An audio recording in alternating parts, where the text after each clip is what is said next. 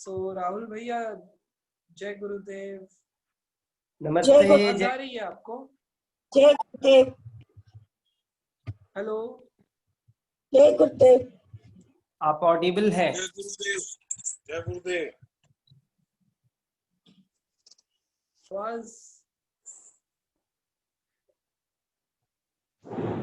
आवाज आ रही है क्या? यस यस यस, यूज कर रहे हैं।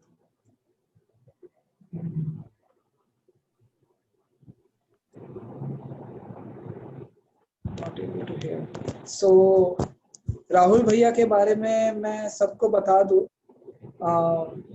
He is art of living faculty.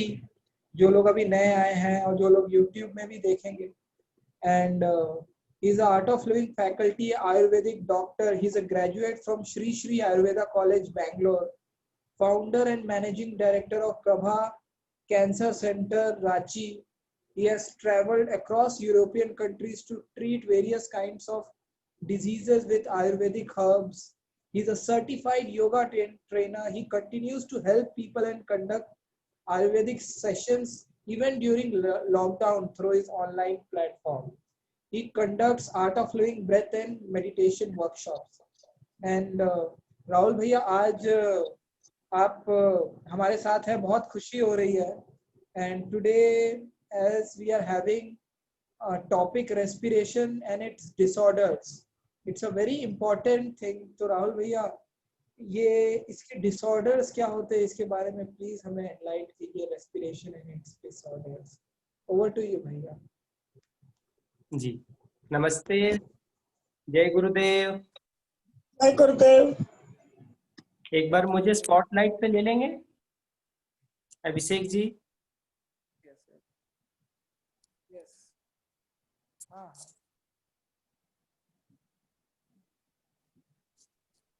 Okay. सो आज हम लोग बात करने जा रहे हैं जो सबसे ज्यादा जिस बीमारी से पूरी दुनिया परेशान है, वो है श्वास की परेशानी, रेस्पिरेशन। हमारे आयुर्वेद शास्त्र में काफी हजार साल पहले इस बीमारी की जानकारी हमारे वेद शास्त्र में दी गई थी। इस बीमारी का स्टार्ट वहां से होती है। सबसे पहले खांसी होने का जो रेस्पिरेशन डिसऑर्डर होता है, वो सबसे पहले स्टार्ट होता है ब्रेथलेस, जिसे हम लोग तमक श्वास भी कहते हैं। फिर उसके बाद जो आगे बढ़ती है, जो नेक्स्ट स्टेप होता है, उसे हम लोग बोलते हैं श्वास का। कास मीन्स खांसी, श्वास मीन्स ब्रेथलेस। तो सबसे पहले जो हमें प्रॉब्लम आती है किसी भी बीमारी को आने के लिए, वो है जो इटियोलॉजिकल फैक्टर है, जो बीमारी के कारण बनती है। जैसा कि हम लोग सभी लोग जानते हैं, किसी को डस्ट से एलर्जी होती है, किसी को धुएं से एलर्जी होती है, किसी को किसी सेंसिटिव सर्टेन फ्रेगनेंस से, कुछ स्पेशल तरह के सुगंध या दुर्गंध, उससे उसके उस एटमॉस्फेयर में आते ही लोगों का ब्रेथलेस या रनिंग नोज होना शुरू हो जाता है।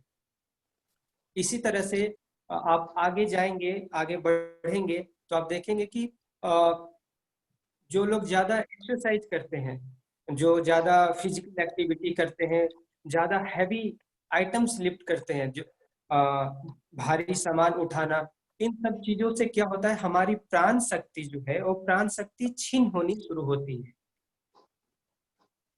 श्वास और कास की बीमारी में सबसे पहले जो इफेक्ट होता है, वो है प्राणवह स्रोतस। प्राणवह srotas means nasika, mouth and throat, this comes together and make pranavaha srotas. इस प्राणवह स्रोतस में सबसे पहले जो अफेक्ट होता है, वो है प्राणवायु।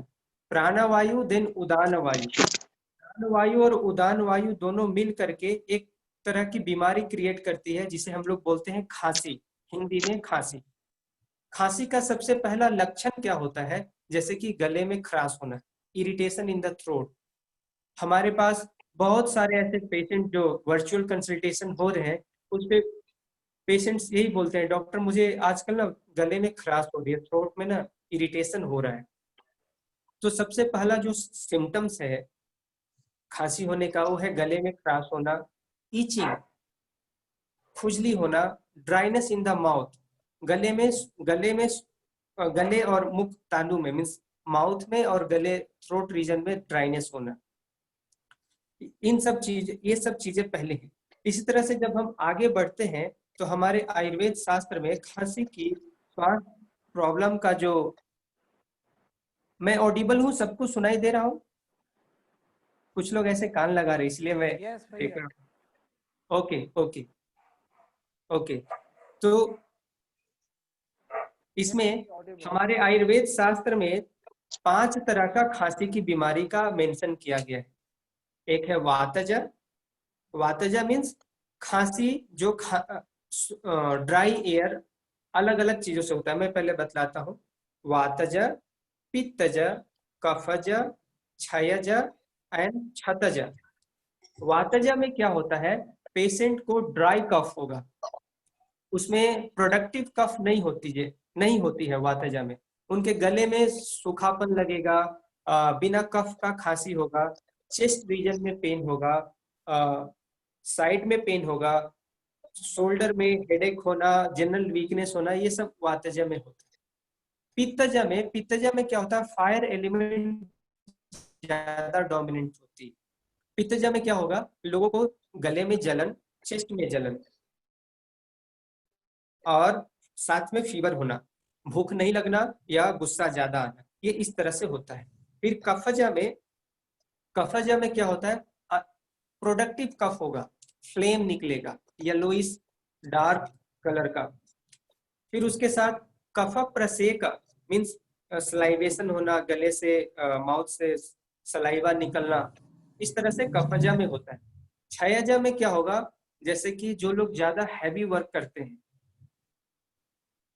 क्षयजा में जो हैवी वर्क करते हैं जैसे कूली या हैवी लिफ्ट वर्कर, जो जिम्नास्टिक है, भारी सामान उठाना, हैवी लिफ्ट आइटम कैरी करना, उनका क्या होता है, चेस्ट रीजन में धीरे धीरे प्रेशर आती है, ताकत कम होती है, तो फिर उनको कफ होने लगता है। आपने भी कभी बहुत बार ऐसा ध्यान दिया होगा कि कुछ ऐसे अचानक से भारी सामान उठे तो अचानक से खांसी होने लगती है, उसे बोलते हैं traumatic cough, due to trauma के कारण कफ होना। फिर एक होता है क्षयजा मीन्स में क्या होता है, लोग क्या होते हैं जो लंबे समय से बीमार हैं या जिनकी इम्यून सिस्टम कमजोर है, जिनकी रोग से लड़ने की क्षमता कम होती है, उनको क्षयजा काश होता है। इसमें क्या होगा, लोगों को फीवर होना, बॉडी वेट कम होना, भूख ना लगना, लगातार मुख से सलाइवेशन निकलना, ये इस तरह की समस्याएं होती है। अब इन सबों में क्या करेंगे, क्या इसका रेमेडीज होना चाहिए, क्या ऐसा लाइफ स्टाइल करें जिससे कि हमारी खांसी या सांस लेने की जो तकलीफ है वो कम करे। सबसे पहले जो हमें एक बात की ध्यान रखनी चाहिए, किसी भी तरह के खांसी को ठीक करने के लिए वो खट्टा सामान ना लें। जो भी खाने में खट्टा लगता है, सिट्रस आइटम, उसे अवॉइड करें। Milk and dairy product avoid करें। मिल्क जैसे कि क्रीम बेस्ड, उसमें ज्यादा क्रीम हो, और बटर हो गया, दही हो गया, कर्ड, घी, डेयरी प्रोडक्ट अवॉइड करें। जी, even ghee you have to avoid ghee. yes, in Kafaja caste we say patient to avoid ghee also, because in productive cough this ghee is not useful much. फिर next जो आता है वो है cold item. जितने भी तरह की ठंडी भोजन है, ठंडी भोजन में जैसे कोकोनट वाटर हो गया, कुकुम्बर हो गया, जिसका नेचर ही ठंडा होता है, बनाना, ऑरेंज, ग्रेप्स, मस्क मिलन, वाटरमेलन, ऐसे फ्रूट्स या वेजिटेबल्स या फूड जिसका नेचर कोल्ड है, उससे अवॉइड करना चाहिए। फिर आगे जो है जो वेजिटेबल्स में जैसे कि आलू, बैगन, फूल गोभी, बंधा गोभी, चना, राजमा, सोयाबीन, मटर, छोला, ये सब चीजें हैं जो कि वातजकास, जो वात के कारण जो खांसी होती है उस चीज को ज्यादा एग्रेवेट करती है। तो ये सब वेजिटेबल्स में आप जनरली देखेंगे होता कुछ भी नहीं, न्यूट्रिशन के लो वैल्यू होता है और प्रॉब्लम ज्यादा क्रिएट करती है। जैसे कि आप चना, राजमा, सोयाबीन, छोला, मटर ये सब खा लें तो आपके एब्डोमेन ब्लॉटनेस ज्यादा होगा, हैवीनेस ज्यादा होगा। प्रोटीन डेफिनेटली मिलता है लेकिन साथ में बहुत सारे प्रॉब्लम्स भी क्रिएट करते हैं।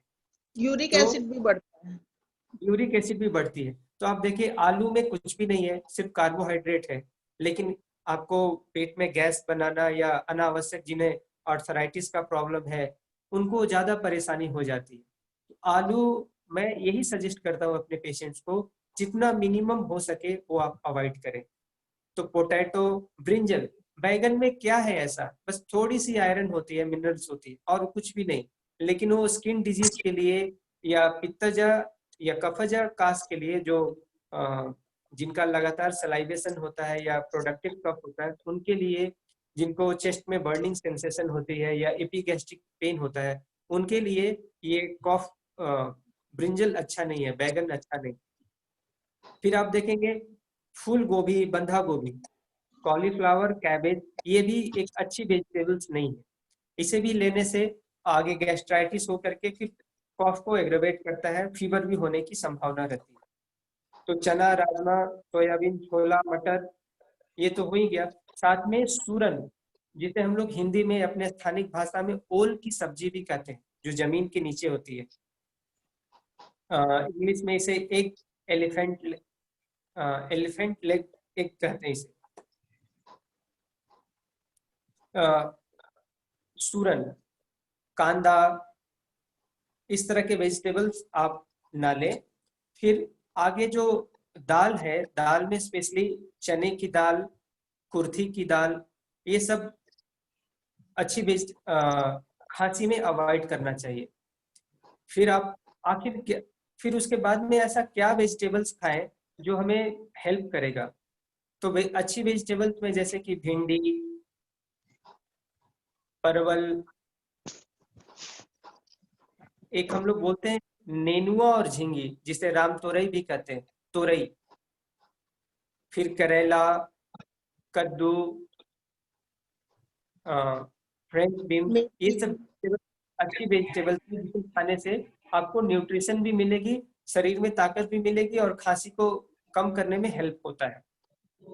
फिर आप आगे दाल देखेंगे तो चने की दाल, मूंग की दाल, अरहर की दाल, मसूर की दाल, ये सब दाल आप खा सकते हैं। फिर फ्रूट्स में देखेंगे, फ्रूट्स जो अवॉइड करना चाहिए स्पेशली कॉफ में, वो है केला, अमरूद, पपीता, सेव, मौसमी, संतरा, अंगूर, टमाटर, गाजर, फिर बटर फ्रूट, ये सब फ्रूट्स अवॉइड करना चाहिए। क्या खाना चाहिए ड्यूरिंग कॉफ, जो फ्रूट्स लेना चाहिए, तो मैक्सिमम जो फ्रूट्स ले सकते हैं वो है ग्रेनेड, अनार। खांसी में हर एक तरह की फल परहेज करना चाहिए, लेकिन फिर भी आपको खाने की आदत है, आप पोमोग्रेनेट, अनार खा सकते हैं। उसी तरह से क्या ऐसा एक्सरसाइज किया जाए जो कि हमें खांसी में, रेस्पिरेटरी डिजॉर्डर्स में हमें हेल्प कर सकता है। तो मैं देख रहा हूँ बहुत सारे नॉन फेस है, बहुत सारा जाना पहचाना चेहरा भी लग रहा है। मैं यही सजेस्ट करूंगा, क्योंकि मैं आर्ट ऑफ लिविंग टीचर भी हूँ, कफ में, खांसी में 3 स्टेज प्राणायाम, जो 3 स्टेज प्राणायाम है, ये एक्सरसाइज बहुत ज्यादा हेल्पफुल होता है। ये क्या करता है, लंग की कैपेसिटी को, फेफड़े की कैपेसिटी को बढ़ाता है। जब हम उज्जयी श्वास के साथ 3 स्टेज करते हैं तो इसमें ज्यादा ये प्राण शक्ति बढ़ती है। इसी तरह से जो लोग एडवांस कोर्स किए हैं, जो मुद्रा प्राणायाम ये सब जानते हैं, अलग अलग तरह का मुद्रा है, वो सब मुद्रा प्राणायाम भी प्राण शक्ति को बढ़ाती है, जिससे कि खांसी को ठीक करने में हेल्पफुल होता है। फिर कफज, जिनको बहुत ज्यादा प्रोडक्टिव कफ निकलती है, वैसे कंडीशन में सूर्य भेदी प्राणायाम या अग्निसार, कपालभाति, सूर्य नमस्कार, ये सब एक्सरसाइज कफ के लिए हेल्पफुल होता है। कुछ लोग मैसेज कर रहे हैं कि 3 स्टेज करते समय खांसी होती है। तो Yes, yes. जब भी आपको ऐसा लगे कि 3 स्टेज करते समय आपको कॉफ हो रहा है, तो आप एक बात का श्योर कर ले कि आपका कहीं ना कहीं गले में अटक रहा होगा या कुछ पैसेज में प्रॉब्लम होगी। बेटर है आप गार्गलिंग कर लें। खांसी में मैं आऊंगा, मेडिसिन रेमेडीज के ऊपर आऊंगा, स्पेसिफिक मेडिसिन के ऊपर आऊंगा। सूर्य नमस्कार हेल्पफुल है खांसी को ठीक करने में। इसी तरह से भ्रामरी प्राणायाम, जो टेम्पोरल पेन होता है, खांसते खांसते लोगों को हेडेक होने लगती है, तो भ्रामरी प्राणायाम भी काफी हेल्पफुल होगा इसमें।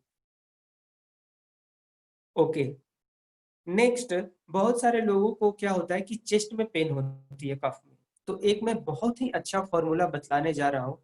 ये फॉर्मूला आप एक बिल्कुल पेन पेपर लेकर के लिख ले, ये बहुत ज्यादा इफेक्टिव है। आपके घर में छोटे बच्चे हैं जिनको हमेशा निमोनिया, अस्थमा, ऐसा कुछ भी प्रॉब्लम हो, आप उन्हें लगाएं, बहुत ज्यादा हेल्पफुल होगा। ये जो फॉर्मूला है मैं आपको बतला रहा हूँ, ये फॉर्मूला मुझे झारखंड के एक ट्राइबल पीपल से मिला है।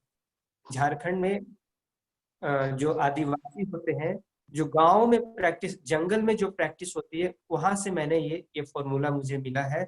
काफी प्रैक्टिकल है और आप इसे कर सकते हैं। अगर हो सके तो आप पेन पेपर लेकर के नोटिस कर लें, या आप जैसे भी हो। इस फॉर्मूला के लिए आपको सबसे पहले जो जरूरत पड़ती है वो है मस्टर्ड ऑयल, सरसों की तेल।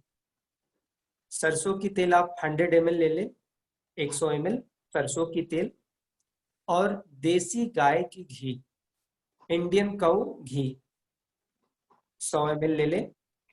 फिर सेंधा नमक, जिसे रॉक सॉल्ट भी कहते हैं, रॉक सॉल्ट अराउंड 30 ग्राम, 30 ग्राम ले लें। फिर एक आती है भीम सेनी कपूर। हम लोग जो बाजार में अभी जो कपूर अवेलेबल है, कैंफर जो अवेलेबल है पूजा करने के लिए, उसमें सल्फर ज्यादा होता है, तो सल्फर बेस्ड कपूर कभी भी यूज ना करें। भीम सेनी कपूर महंगी कपूर आती है, आपको 1 किलो का दाम है उसका 2000 रुपया। तो आप अच्छे अच्छे स्मोक से भीम सेनी कपूर ले ले, अराउंड 50 ग्राम कपूर ले ले, 50 ग्राम कपूर ले ले। तो 100 ग्राम सरसों का तेल, 100 ग्राम देसी घी, देसी घी, 30 ग्राम सेंधा नमक, नमक, 50 ग्राम देसी कपूर, और 50 ग्राम देसी कपूर, कपूर। जिसे भीम सेनी कपूर भी कहते हैं, वो भी कहते हैं। In English, और 50 ग्राम अदरक की चूर्ण, जिसे शुंठी चूर्ण भी कहते हैं, सौंठ, सोंठ का चूर्ण, सोंठ का चूर्ण, सोंठ का चूर्ण। सबको अब क्या करें कि पाउडर बना लें। जैसे कि नमक है तो उसे ग्राइंड करके थोड़ा पाउडर जैसा बना लें, कपूर है तो उसे भी ग्राइंड करके पाउडर जैसा बना लें। अब सबको मिक्स करके एक बॉटल में भर दीजिए, एक कंटेनर में फिल करके ऐसे स्पून से मिक्स करके रख दें। अब उसे क्या करना है कि गले तक, यहाँ तक, जिसे भी खांसी होती है, निमोनिया होती है, अस्थमा होती है, सांस लेने की तकलीफ हो रही है, खांसते खांसते कफ बाहर नहीं निकल रहा है, आप चाह रहे हैं कफ को एक्सपेल करना, लेकिन वो बाहर नहीं आ रहा है, रुका हुआ है, कहीं पे स्टक हो गया है, तो ऐसे में क्या करें कि अच्छे से मसाज कर लें, साइड से, आर्मपिट रीजन में, इधर चेस्ट रीजन में, हर एक जगह उसे मसाज करके फिर कुछ देर छोड़े। फिर अगर घर में स्टीमर है जो स्टीम लेने वाला है, उसे इस एरिया में एक्सपोज करें। एक्सपोज करने के बाद थोड़ी देर रहने दें। जितने भी कफ हैं, जो एक्युमुलेटेड कफ जमा हुआ है, आप अगर स्टेथोस्कोप लगा करके या ऐसे भी किसी को श्वास लेते समय एक साउंड आता है, स्पेसिफिक रबिंग साउंड जिसे बोलते हैं, कागज का गुर गुर जो साउंड आता है, उस तरह के साउंड जिसे भी आ रहा है, वो कफ मेल्ट होकर के धीरे से नीचे आ जाता है। ये बच्चों के लिए बहुत ज्यादा इफेक्टिव है। एक ये हो गया। इसी तरह से दूसरा, जिन्हें हमेशा थ्रोट में इरिटेशन जैसा ऐसे साउंड क्रिएट करते रहते हैं या थ्रोट में पेन होता है, उसके लिए, या हमेशा कॉफ होते रहते, जब भी हम खांसी का सबसे पहला कारण क्या होता है कि कुछ एलर्जेंस जो है थ्रोट रीजन में स्टक हो जाता है, स्टक होकर के वहीं पे ऐसे बना रहेगा और बार बार एलर्जी क्रिएट करता है, जिसके कारण खांसी होती है, जिसे हम लोग फॉरेन बॉडी भी कहते हैं। गला, थ्रोट क्या करता है, उसे चाहता है उसे बाहर फेंके, बाहर उसे निकाले, लेकिन निकल नहीं पाएगा, ऐसे अंदर इंटीरियर वॉल में ऐसे स्टिक रहता है वो। तो ऐसी स्थिति में क्या करना है कि आपको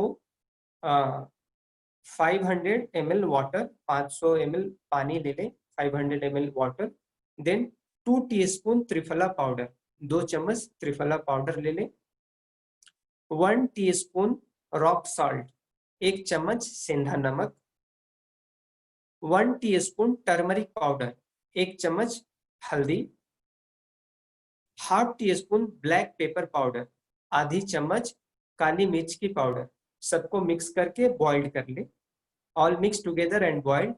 फिर उसे फिल्टर कर ले। फिल्टर करने के बाद पानी जब थोड़ा सा गुनगुना गर्म रहे, लूप वार्म जैसा रहे, तब सेम वाटर से आप गार्गल करें एवरी 4th आवरली, हर एक 4-4 घंटे पे गार्गलिंग करें। जब आप गार्गल करके उसे स्पिट आउट करेंगे तो आप बेसिन में नोटिस कीजिएगा कि थोड़े थोड़े ऐसे एलर्जेंस जैसा निकलेगा। टर्मरिक के साथ कुछ ऐसा सब्सटेंस होगा जो कि निकलेगा, आप नोटिस करेंगे। बहुत सारे पेशेंट ऐसे हैं, झारखंड के सेक्रेटरीट ऑफिस में भी बहुत सारे हमारे ऐसे पेशेंट हैं जो सिर्फ त्रिफला वाटर के गार्गलिंग से ही उनको कफ ठीक हो गया है। ये बहुत सिंपल रेमेडीज है। हर बार क्या होता है कि कुछ ऐसे एलर्जेंस होते हैं जो थ्रोट रीजन में रह करके ही प्रॉब्लम क्रिएट करता है, तो ऐसे कंडीशन में आप सिर्फ त्रिफला वाटर से गार्गलिंग करें, ये आपको हेल्प करेगा। तो पहला मैंने बतलाया एक फॉर्मूला जो चेस्ट, जिन्हें प्रोडक्टिव कफ होता है उस चेस्ट रीजन में लगा करके स्वेदना कर दे, स्टीम कर दे, कफ निकल जाएगा। दूसरा गार्गलिंग बतलाया। तीसरा जो घर पे ही किया जा सके उसके लिए है एक त्रिकटु पाउडर आती है। त्रिकटु मीन्स कड़वा चीज।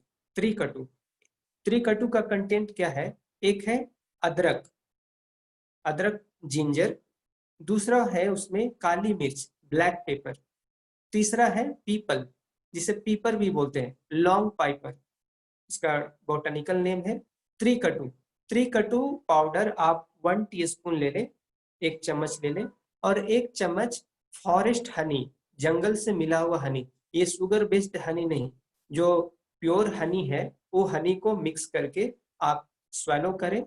आप विश्वास नहीं करेंगे, जितने भी ऑरिफाइस में कफ जमा हुआ है वो 2 से 3 दिनों में ऐसे आपको, जब भी आप कफ करेंगे, बाहर निकल जाएगा।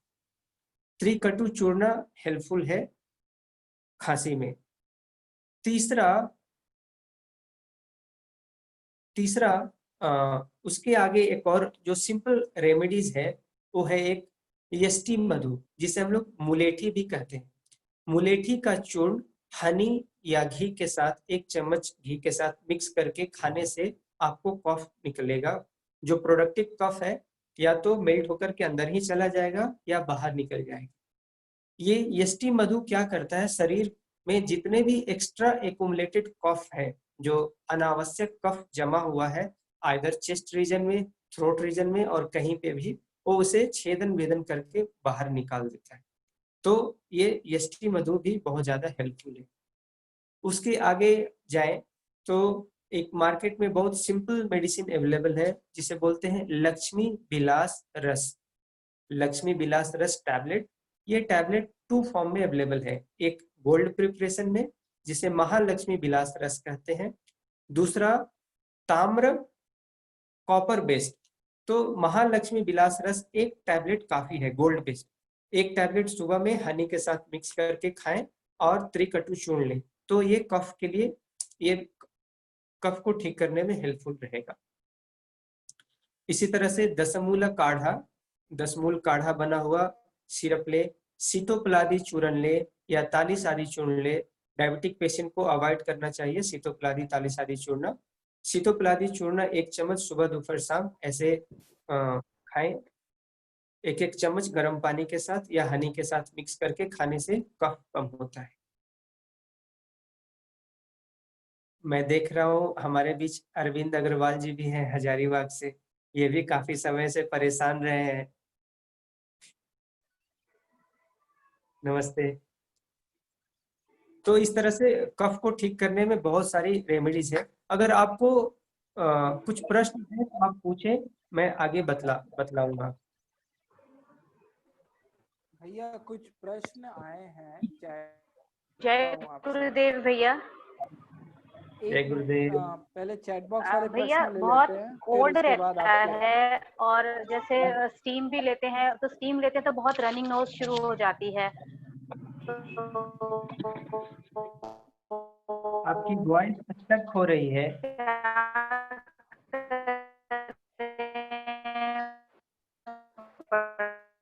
आपकी वॉइस स्टक हो रही है। भैया हाँ जय गुरुदेव, आवाज आ रही है? जी, अभी क्लियर है। भैया मैं चैट बॉक्स से कुछ प्रश्न ले रहा हूँ जो लोगों ने पूछे हैं। तो सबसे पहले सूरज भैया का एक सेकेंड आप, हाँ 1 मिनट, मैं पहले चैट बॉक्स के प्रश्न ले लेता हूँ जो लोगों ने पहले से पूछ के रखे हैं, फिर आपको ओपन हो जाएगा क्वेश्चंस पूछने के लिए। तो तब तक के लिए 1-2 प्रश्न जो लोगों ने पहले अभी पूछे हैं चैट बॉक्स में वो ले लेता हूँ मैं। तो भैया ये सूरज भैया का एक सवाल है, वो पूछते हैं कि बहुत जगह से हमें ये होता है कि विटामिन की कमी होती है, स्पेशली विटामिन B12 की, तो उसके लिए क्या कर सकते हैं? और उनका और एक सवाल है, पित्ता मेंटेन कैसे करें, पित्ता बढ़ जाए तो क्या करें? ये उनका सवाल है, 2 सवाल।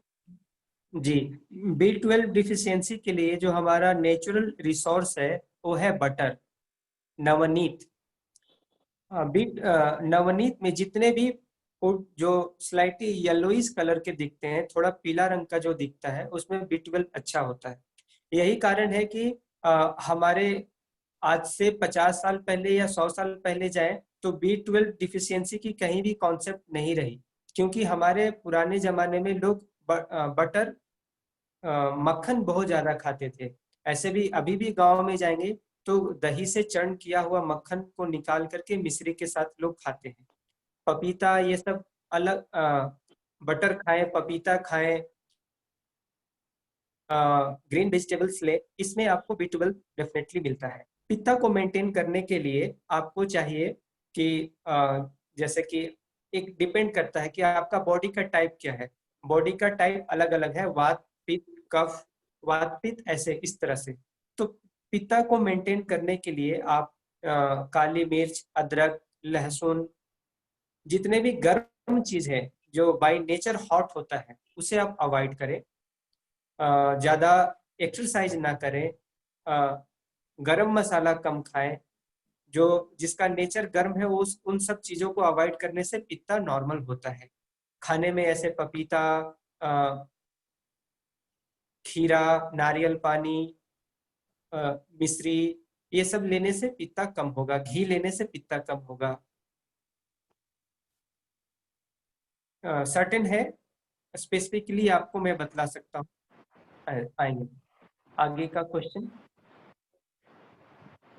यस भैया, आगे जय भैया एक गुरुदेव राहुल जी। क्वेश्चन आया है फॉरेस्ट। एक मिनट, मैं पहले चैट बॉक्स से क्वेश्चन ले रहा हूँ, उसके बाद आप लोग को ओपन हो जाएगा। 2-3 क्वेश्चन चैट बॉक्स में लोगों ने लिख के पूछे हैं, तो पहले वो ले लेता हूँ। भैया ये आपने जब फॉरेस्ट हनी की बात की, तो ये फॉरेस्ट हनी कहाँ से मिलता है और कैसे हम ले सकते हैं? फॉरेस्ट हनी, मैं आपको बतला दूं, फॉरेस्ट हनी कहने का मेरा इंटेंशन ये है कि हनी प्योर फॉर्म में होना चाहिए, जो जंगल से लेकर के आए हैं। अभी मैं यूरोप में भी था, तो बहुत सारा अभी एक प्रोफेशन हो गया है, एक ऑक्यूपेशन ऐसा हो गया है कि लोग अपने घर के आसपास में ऐसे हनी बी का ऐसे बॉक्स रख लेते हैं शुगर को बाहर स्प्रेड कर देते हैं और फिर उसी से हनी को करते हैं, बनाते हैं, फार्मिंग करते हैं। तो जो नेचुरल तरीका से हनी बना हुआ है, जैसे कि जंगल में बहुत तरह के प्लांट फ्लावर्स होते हैं, तो हनी का भी 7 वैरायटी है। पौंड्रिका, शेफालिका, अलग अलग तरह का हनी है। कुछ लोग कुछ ऐसे हनी है जो स्मॉल ट्रीज पे अपना नेस्ट लगाते हैं, कुछ ऐसे हनी है जो काफी हाइट पे लगाते हैं। तो अलग अलग हनी का अलग अलग है। तो फॉरेस्ट हनी मीन जो जंगल के पुष्प और जंगल के प्लांट से जो आप डेवलप किया वो हनी, उसमें ज्यादा पोटेंसी होता है, उसमें ज्यादा मेडिसिनल वैल्यू होता है। कुछ लोग मैं देख रहा हूँ कर्नाटका से भी है, कुर्ग हनी करके बहुत फेमस है। कुर्ग में बहुत सारे लोग कुर्ग गए होंगे, कुर्ग का हनी भी बहुत फेमस है। तो जो जंगल से कलेक्ट किया हुआ हनी है वो बेस्ट होता है। झारखंड में पलामू डिस्ट्रिक्ट, पलामू फूल, पलाश के फूल से निकाला हुआ जो हनी है उसका क्वालिटी अलग होता है। फॉरेस्ट हनी जो जंगल से लिया हुआ नेचुरल हनी। जी, आयुर्वेदिक शॉप में मिलेगा? आयुर्वेदिक शॉप में अवेलेबल है, लेकिन अलग अलग, जैसे कि आर्टिफिशियल बहुत ये है। आपके अगर अपने सोर्स से नेचुरल या ऑर्गेनिक या एक्सपेंसिव वन मिल गया तो वो बेटर। आपको मैं एक इंफॉर्मेशन बतला दूं, आज से 1000 साल पहले ना गुड़ थी ना चीनी थी। मीठा के नाम पे सिर्फ मधु ही खाते थे, छोले ही खाते थे। पहले राजा महाराजा के यहाँ लोग ब्राह्मण तो उनको हनी ही मिलती थी खाने के लिए, मिठाइयाँ नहीं थी पहले। मीठा के नाम पे हनी ही मिलता था।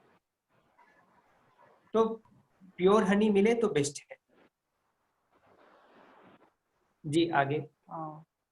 भैया एक प्रश्न आया है चैट बॉक्स में कि आपसे ऑनलाइन अगर कंसल्टेशन करना हो तो वो कैसे जुड़ सकते हैं आपसे? मैं अपना नंबर इस पे डिस्प्ले कर देता हूँ, आप मेंशन कर लें और कभी भी कॉल कर सकते हैं।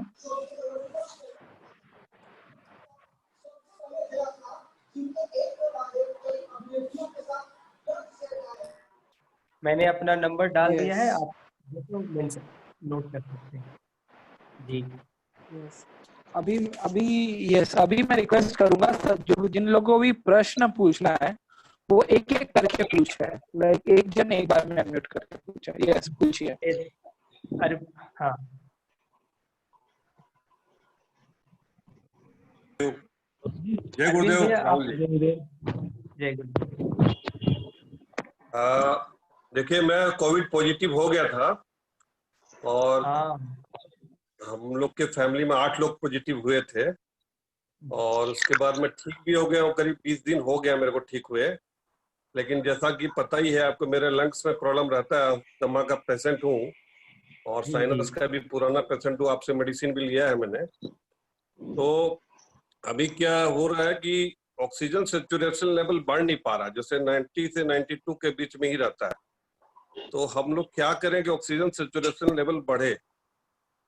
जी, एक बहुत सिंपल सा औषधि है जिसे वासका बोलते हैं, वासका पत्रा।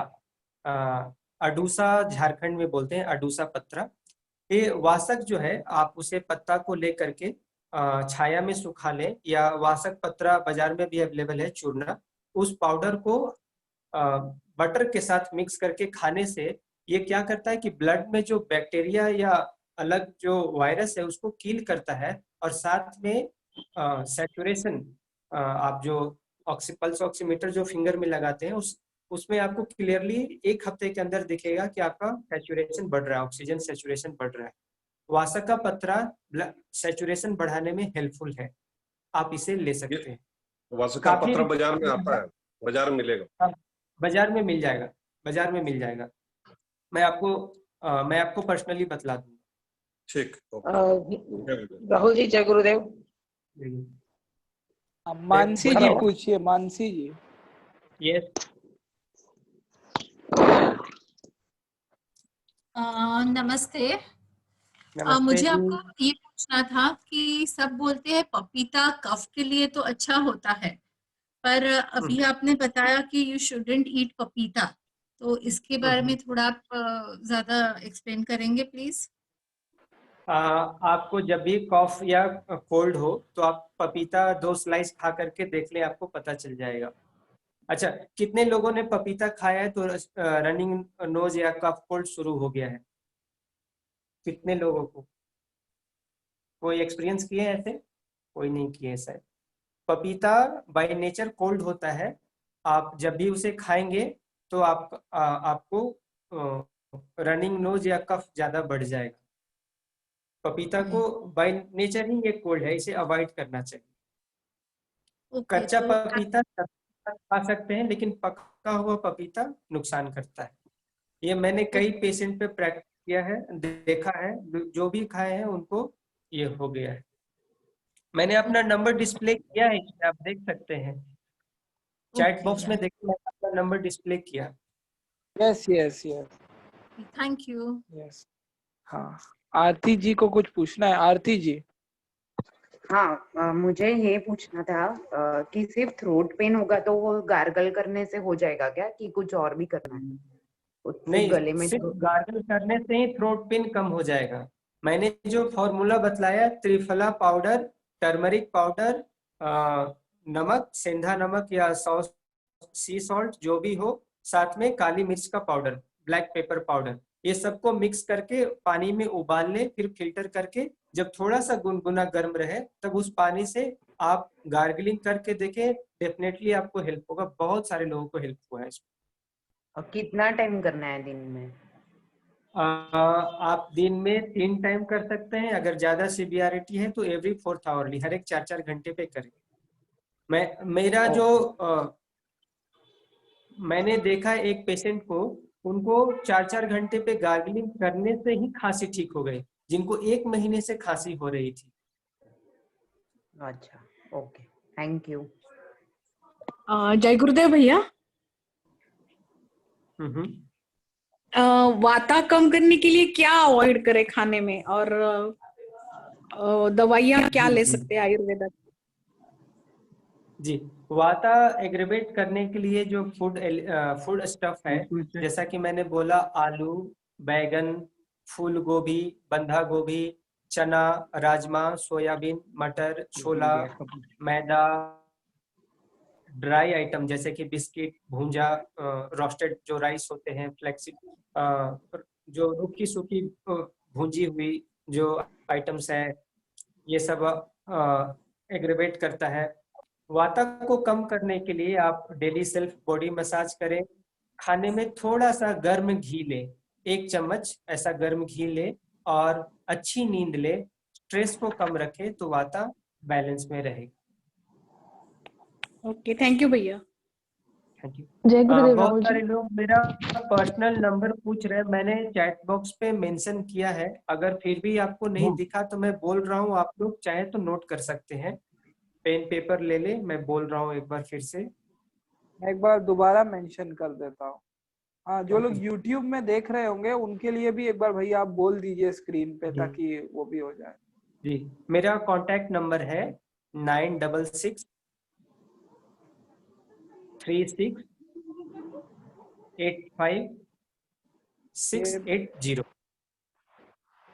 मैं फिर से रिपीट कर रहा हूँ, 966 36 85 680। Doctor Rahul Kumar. Any specific time to contact you, sir?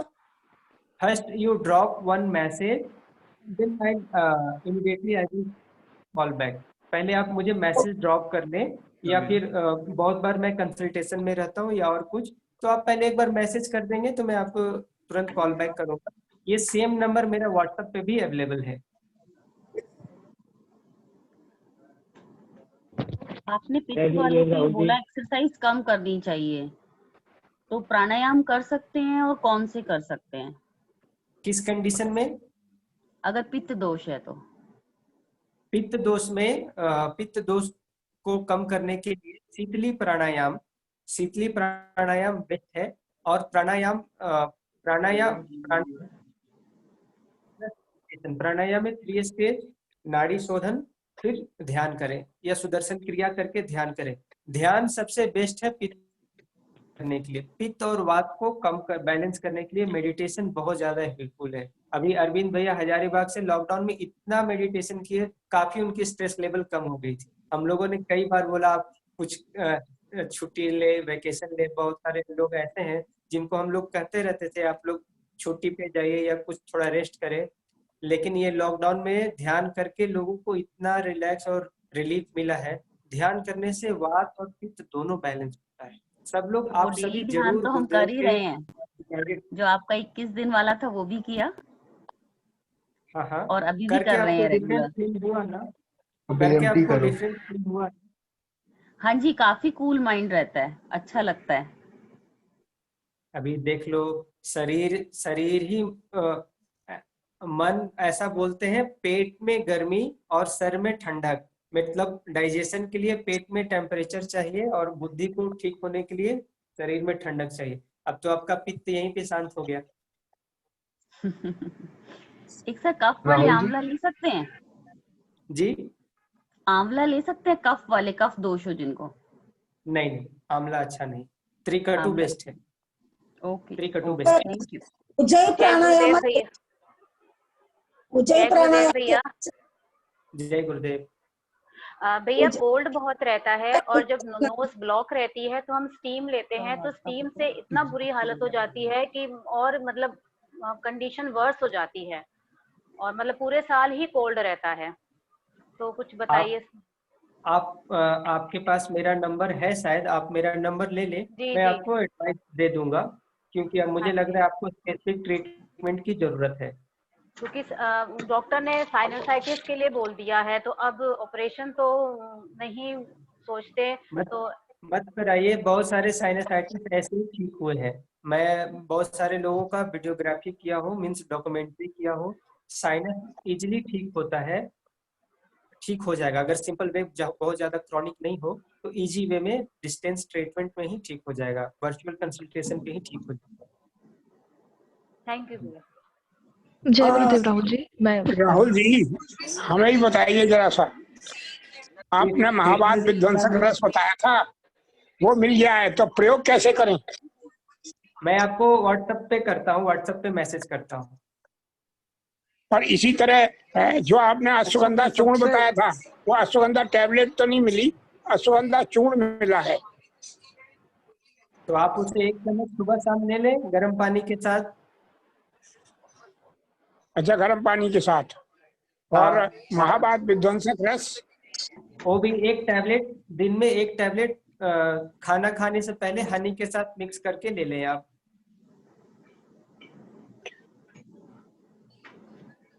Okay next sir, Ujjayi pranayama helps in asthmatic problems, sir.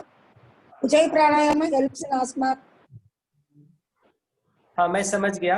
जब भी आपको ऐसे अस्थमा में या जो भी चेस्ट कंजेशन हो, तो आप पहले त्रिफला वाटर से गार्गलिंग कर लें, सो दैट आपका कंजेशन क्लियर हो जाएगा, थ्रोट भी क्लियर हो जाएगा।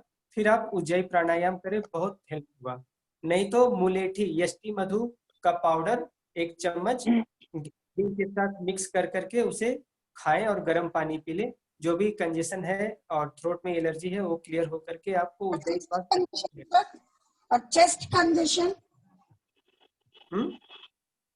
for chest congestion, for chest congestion I gave one formula, no, that the mustard oil, ghee, mustard oil, 100 grams, Indian cow ghee. Yes. Yes. Just all mix together and apply on the chest and take steam, so that all salt 50 grams, Indian cow ghee how much? I have given formula already. That is what I've written. You are very fast. I was not able to understand Hindi.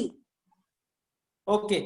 So you write down quickly write down.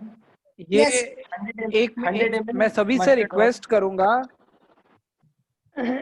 हाँ 1 second, मैं सभी से request करूंगा कि जो doctor sir बता चुके हैं वो आपको दोबारा YouTube में मिल जाएगा। सत्वा टॉक्स करके चैनल है, तो किसी का कुछ मिस हो गया है या किसी का कुछ छूट गया है तो आपको कोई घबराने की जरूरत नहीं। आप ये सेशन को हजारों बार देख सकते हैं।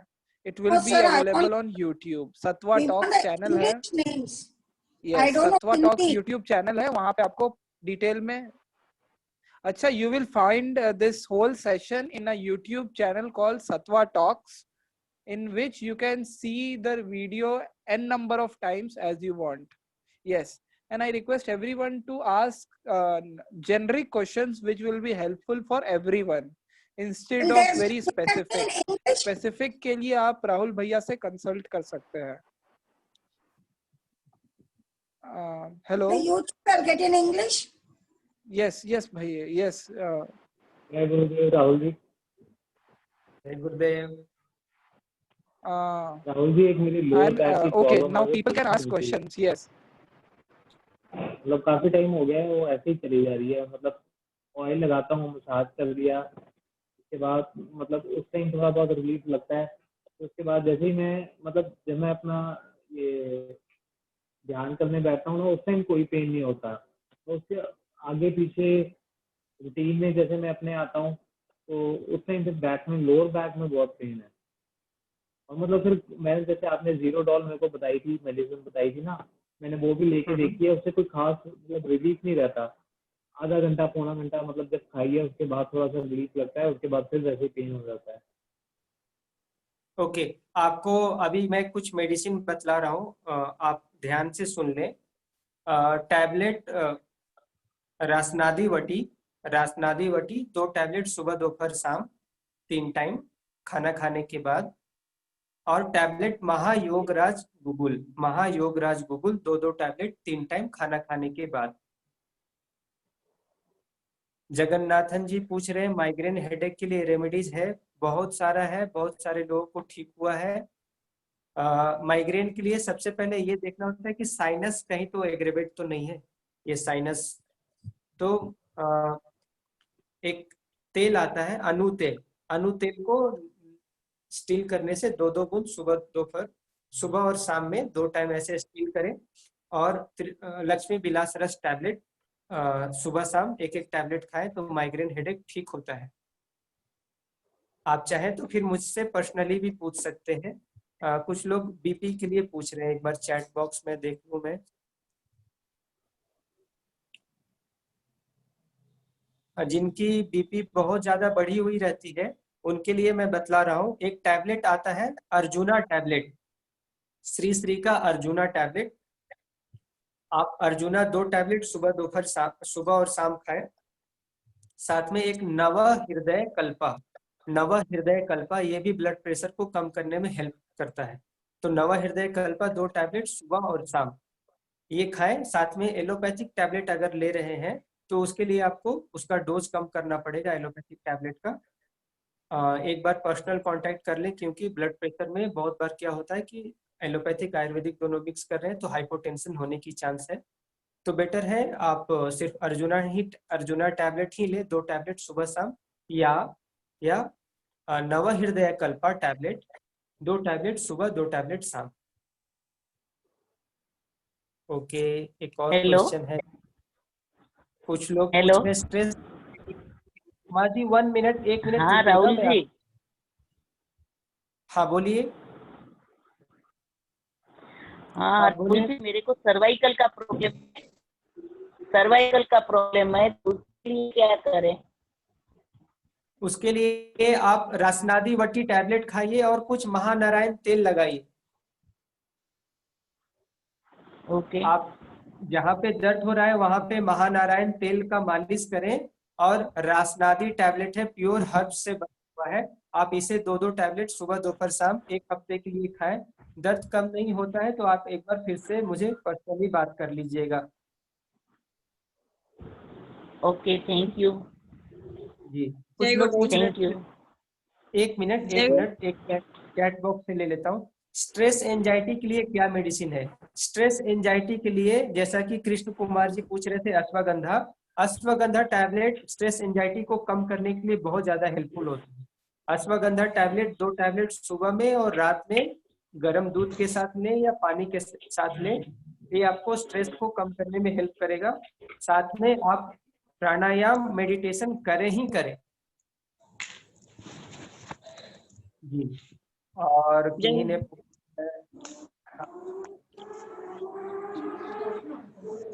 हेलो और राहुल जी, हेलो जी बोलिए.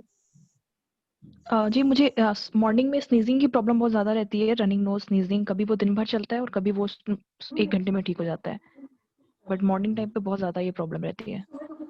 आप ध्यान से मेरी बात को सुने। आपको मैं कुछ मेडिसिन बता रहा हूँ, आप उसे ले, बहुत ज़्यादा हेल्प होगा। एक लक्ष्मी विलास रस टैबलेट आती है, माता लक्ष्मी को याद रखिए, लक्ष्मी विलास रस टैबलेट, 1 टैबलेट सुबह 1 टैबलेट शाम। फिर सीतोपलादी चूर्ण आता है, 1 चम्मच सुबह 1 चम्मच शाम में ले। साथ में एक गिलोय या अमृत टैबलेट, श्री की अमृत टैबलेट आती है, ये 2 टैबलेट सुबह शाम ले। और कफक उठार रस 1 टैबलेट सुबह और 1 टैबलेट शाम, 1 महीने तक खाएं। एलर्जिक राइनाइटिस या एलर्जी होना कम हो जाएगा। साथ में आपको डेयरी प्रोडक्ट अवॉइड करना चाहिए, स्वीट आइटम अवॉइड करना चाहिए, कोल्ड और स्वीट आइटम अवॉइड करना चाहिए, जो भी खाने में खट्टा लगेगा उसको अवॉइड करना चाहिए। एक बार रिपीट कर दें प्लीज, गिलोय एंड अमृता के बाद क्या बोला आपने?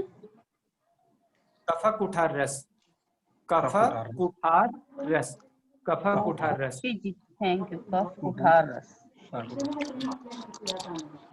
जय गुरुदेव भैया। हाँ बोलिए बोलिए। मुझे मेनोपॉज में बहुत प्रॉब्लम आता है, बहुत हॉट फ्लश होते हैं और ऐसे मुंह में बहुत सूखा सूखा लगता है, हमेशा बहुत पसीना आता है।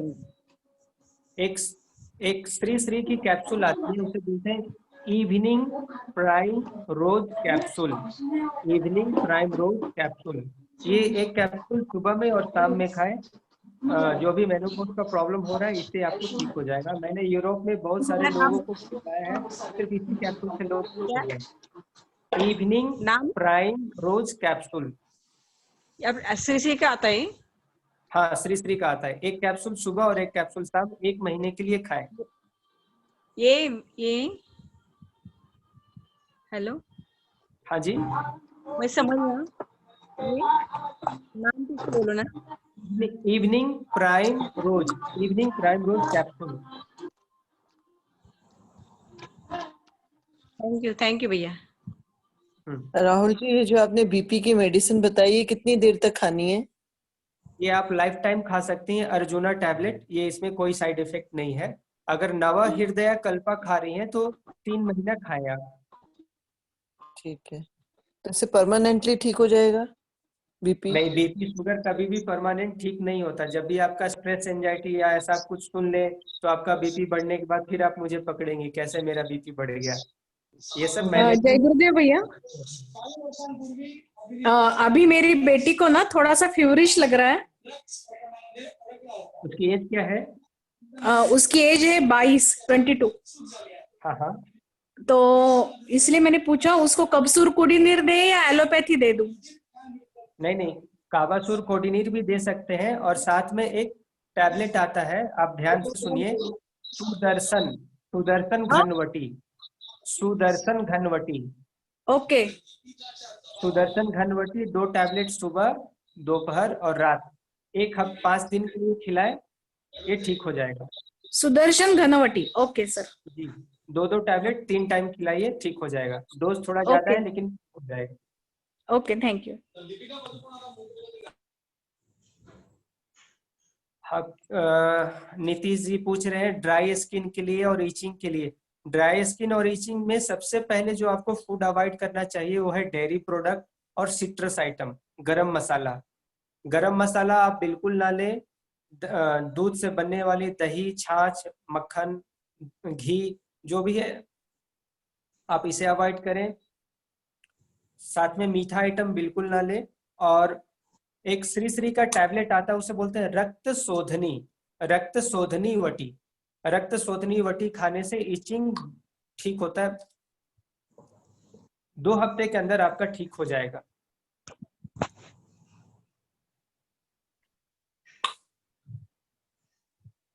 हाँ जी, आगे। ये सुदर्शन घनवटी अपनी श्री की है क्या भैया? नहीं, श्री का सुदर्शन वटी आएगा, सुदर्शन वटी श्री का।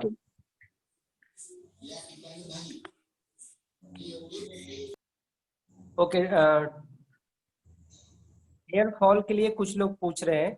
हेयर फॉल में एक दो प्रॉब्लम नहीं होती है। अगर लेडीज है तो उनका मेंसेस का, हार्मोन्स का, ये सब thyroid problem, calcium deficiency, vitamin D3 deficiency, बहुत सारी चीजों का देखना होता है।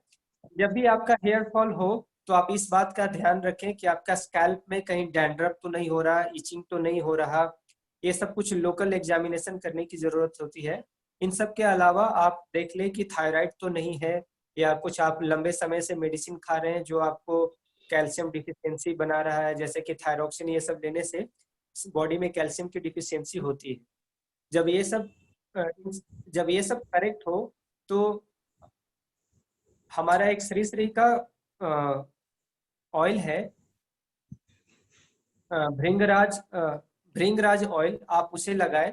और एक और मेडिसिन है हिबिस्कस का बना हुआ, आप मुझे लेटर मेरे फोन पे पूछे, मैं बतला दूंगा। ये आप तेल लगा सकते हैं और साथ में कैल्शियम का टैबलेट खाएं, विटामिन D3 का टैबलेट खाएं और आयरन का टैबलेट लें। 3 चीज का मेडिसिन लेना जरूरी है, calcium, vitamin D3 and iron. ये 3 चीज आपका बैलेंस रहेगा तो हेयर फॉल स्टॉप हो जाएगा। जय गुरुदेव भैया, अगर बच्चे छोटे हैं, मेरी 15 साल की बेटी है, तो वो ये सब चीजें खा सकती है, कैल्शियम, विटामिन, सब इतनी सारी टैबलेट्स? उसका भी कितने हेयर साल फॉल की? हो रहा है। 15 साल की बेटी है, उसका भी बहुत हेयर फॉल हो रहा है। तो उसका तो हमने थायराइड तो नहीं ऐसे हमने सेट कराया। हाँ तो अब वो माल इतनी नरिश उसका शरीर का वजन कम है क्या? नहीं, वजन उसका ठीक है भैया, नॉर्मल है वो। तो फिर भी आप कैल्शियम का टैबलेट खिला सकती हैं। हाफ 500 mg का दिन में। 12 साल बतलाया एज आपने? 15। हाँ 15 है तो 500 mg की सेलकल टैबलेट आप दिन में एक बार 1 महीने के लिए खिलाए, फिर देखेंगे हम लोग। ठीक है, थैंक यू भैया। चाहे तो आप मुझे पर्सनली टेक्स्ट कर सकती है, मैं आपको फर्दर बतला दूंगा। थैंक यू भैया, जय गुरु। हाँ जी, जय गुरुदेव। एक सेकंड मैं सबसे रिक्वेस्ट करूंगा, आखिरी 2 क्वेश्चंस लेंगे क्योंकि ऐसे तो ये चलता रहेगा। सो वी हैव सम ये, तो आखिरी 2 क्वेश्चंस। यस पूछिए। अभिषेक भैया, स्काल्प में सोरियासिस की प्रॉब्लम अगर हो तो कोई ट्रीटमेंट? स्काल्प सोरियासिस के लिए हमारा एक श्री श्री का क्रीम आता है, Vitiwell, VITIWELL, Vitiwell cream. Vitiwell cream scalp psoriasis या कहीं पे भी सोरियासिस हो रहा हो, स्लोली उसको कम करने में हेल्प करता है। मीन्स ऐसा नहीं कि आप लगाएंगे तुरंत कम हो जाएगा, 6 महीने तक आप ऐसे लगाए। साथ में प्राणायाम, मेडिटेशन करना बिल्कुल जरूरी है स्कैल्प सोरियासिस के लिए। दूसरा, आपको सी फूड, सिट्रस आइटम और गरम मसाला, जो खाने में खट्टा लगता है, गरम मसाला है, डेयरी प्रोडक्ट है, नॉनवेज आइटम है, आप ये सब अवॉइड करें। और आपको एकदम सीक्रेट फॉर्मूला बतला रहा हूँ सोरियासिस को एक और हटाने के लिए।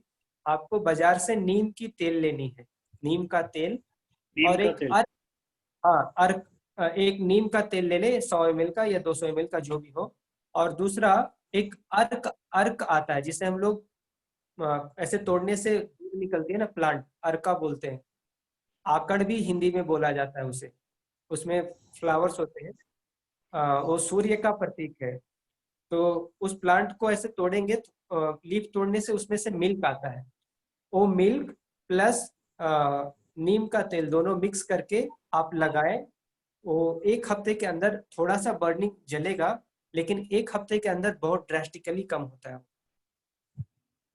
और वो जो आपने विटिंग व्हील क्या एक बता रहे थे, वो क्या ऑयल है या क्या? वो क्रीम है, विटिल व्हील ऑइंटमेंट क्रीम है। मैंने बहुत सारा एक मेडिकल रिप्रेजेंटेटिव को खिलाया था और पिक्चर्स लेकर के भी निकाला था 2-3 महीनों तक। उनका सबसे पहले सरफेस कम होना शुरू हुआ, इम्प्रूवमेंट हो रहा था। उन्होंने बीच में किसी कारण बस ये स्टॉप किया, लेकिन काफी अच्छा इम्प्रूवमेंट है, मैंने प्रैक्टिकली देखा है विटिल व्हील क्रीम से। और ये नीम का तेल और अकड़ा, जो आप अकड़ जो लकड़ी बोल रहे हैं, आकड़, अर्का, संस्कृत में अर्का बोलते हैं। आकड़ का दूध मिला करके लगाने से, या आकड़ा भी कहते हैं। हाँ, ये क्या मार्केट में मिल जाती है या कहीं और? नहीं, प्लांट तो आपको खोजना पड़ेगा। आप मुझे कॉल कीजिएगा, बतला दूंगा। Thank you sir. भैया नंबर दीजिएगा ना। फिर से एक बार नंबर नोट कर लें, मैं मेंशन कर रहा हूँ। 966 36 85 680। 966 36 85 680। ये व्हाट्सएप पे भी अवेलेबल है और फोन कॉल भी कर सकते हैं। Okay, last one more question. Knee problem का बताइए। नी प्रॉब्लम के लिए माँ जी आपका एज कितना है अभी? 60 प्लस। आप ना 2-3 तरह का तेल बतला रहा हूँ, आप ध्यान से सुनिए। एक तो महानारायण तेल बाजार से ले ले आप। श्री श्री का भी नारायण तेल आता है, नारायण तेल ले लीजिए। महामास तेल ले ले, महामास तेल। और तीसरा विषगर्भ तेल ले ले। ये 3 तरह के तेल को एक बोतल में भर लीजिए, तो सब मिक्स हो जाएगा। फिर उसे नी पे लगाइए, घुटनों में लगाइए। 1 महीने के अंदर आपका 50% से ज्यादा कम हो जाएगा दर्द। और मेरे साइड से हो सकता है आपको ज्यादा भी कम हो। और साथ में कैल्शियम का और विटामिन का टैबलेट खाएं। कुछ जी चीजें रह गई, एक बार रिपीट कर दें। हाँ, महानारायण तेल, महामास तेल और विषगर्भ तेल, ये तीनों तेल को मिक्स करके घुटनों पे लगाइए, दिन में कम से कम 3 बार। फिर उसके बाद कैल्शियम का टैबलेट और विटामिन D3 खाने से काफी आराम होता है। एक आप इसके लिए कोई जो है वो आयुर्वेदिक दवाई भी बता दें। आपने बताया था अभी कौन सा गूगल था, योगराज गूगल या क्या महायोगराज गूगल? महायोगराज गूगल। महायोगराज गूगल। और इसके साथ और कोई? रासनादी वटी। महायोगराज गूगल और रासनादी वटी जी, दर्द के लिए। हाँ, दर्द के लिए दोनों श्री श्री का ही लीजिएगा। ठीक है, धन्यवाद। बोले सेकेंड। यस, अभी बाकी किसी को भी, हाँ अभी बाकी किसी को भी क्वेश्चन पूछना है तो आप भैया से एक बार कांटेक्ट कर सकते हैं। और मैं सभी से रिक्वेस्ट करूंगा कि अभी क्वेश्चंस को हम थोड़ा सा एक पूर्ण विराम देते हैं। भैया मैं आपसे जानना चाहूंगा, हम सबके लिए आपका आखिरी मैसेज क्या है एंड हम सबको आप ये क्या संदेश देना चाहते हैं आखिरी में? यस भैया। जी, मैं आप सबको बतलाऊं कि ये जो कोरोना टाइम में ज्यादा पैनिक होने की जरूरत नहीं है। इसमें सबसे ज्यादा कुछ मेरे फ्रेंड्स के अंकल हैं जो WHO में ऑलरेडी वर्किंग है, WHO में वर्क कर रहे हैं, और उनका जो कहना है और उनका जो समझना है कि वैक्सीन लेकर के या और भी चीज करके कोई फायदा नहीं कोरोना के लिए। सबसे जो बेस्ट मेथड है कोरोना से बचने का वो है, एक है सोशल डिस्टेंसिंग, दूसरा खुद को हाइजीन रखना, बार बार आप सैनिटाइज करें या जो करें, तीसरा जो सबसे ज्यादा इम्पोर्टेंट है, सबसे ज्यादा जो इम्पोर्टेंट है, योग प्राणायाम करें। योग प्राणायाम करने से आपकी लंग की कैपेसिटी बढ़ जाएगी। ये कोरोना वायरस जो है वो क्या करता है कि ऑरिफाइस में हमारे सिस्टम में जाकर के सलाइवा क्रिएट करता है, जो कि रेस्पिरेटरी सिस्टम को हैम्पर होता है। तो बेस्ट यही है कि आप अपने बॉडी में इतना प्राणायाम करें कि वो उसका असर कम हो। तो प्राणायाम करने से हमारा इम्यून सिस्टम बूस्ट होगा। दूसरा, कुछ ऐसे सप्लीमेंट्स ले जैसे कि गिलोय हो गया या अश्वगंधा हो गया, ये 2 हर्ब्स। हमारा श्री श्री का कोरोना किट जो है, काबासुर कोडिनीर, टर्मरिक प्लस, देन अमृत, तुलसी ड्रॉप और शक्ति ड्रॉप, ये सब लेने से आपका कोरोना, ऐसा नहीं कि लेंगे तो कोरोना नहीं होगा, ये आपको प्रिवेंटिव मेजर में आपको हेल्प करेगा। तो योग प्राणायाम और कुछ सप्लीमेंट्स लें, साथ में थोड़ा खुद को सुरक्षित रखें, यही आपसे मेरी प्रार्थना है और एडवाइस भी। भैया आप आए, आपने हम सबके इतने सारे सवालों का जवाब दिया। लाइक लोग तो एकदम आपसे बहुत सारे सवाल के थ्रू उनको बहुत सारी दवाइयाँ और बहुत सारी हेल्प मिली। थैंक यू सो मच भैया, आप आए एंड आपसे हमें बहुत कुछ सीखने मिला। बहुत बहुत धन्यवाद भैया, थैंक यू सो मच। नमस्ते नमस्ते। जय गुरुदेव। थैंक यू राहुल भैया, थैंक यू अभिषेक। जय गुरुदेव। आप जय सभी गुरुदेव। सुरक्षित रहें। नमस्ते। जय गुरुदेव।